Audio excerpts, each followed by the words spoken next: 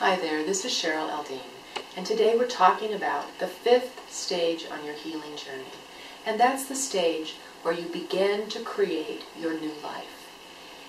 Always people think that after they've healed from their trauma, life will go back to the way it was before.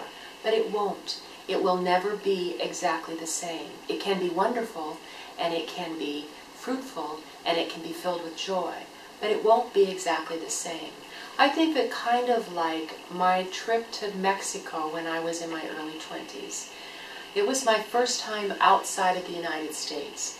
And in those 6 months that I studied there as a college student, I got to see the United States from an entirely different perspective.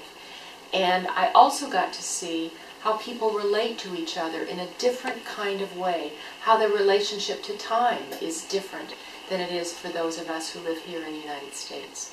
When I returned from Mexico, my life was never the same because I had different things to think about and different things to do. You know that. There's other things besides the trauma that you've noticed.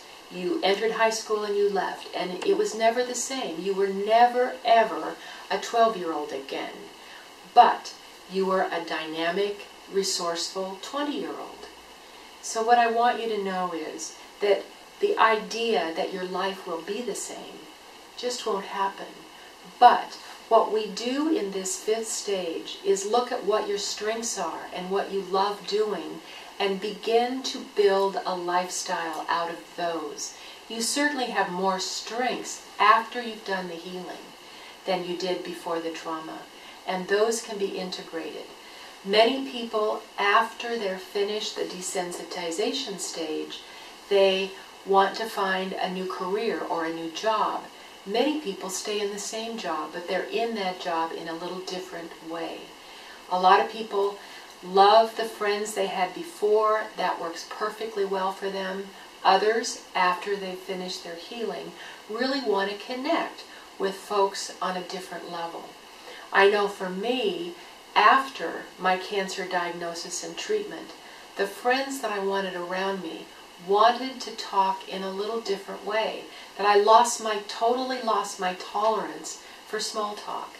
And that's a shift that I found after I was finished with that whole cancer story. So recognize that you can build a joy-filled, productive, wonderful life based on your values and your strengths and your beliefs after the trauma. And you can do that. All right. Hoping that you can find support even for the final step of your journey, stepping into your new life. You can do this. Bye for now.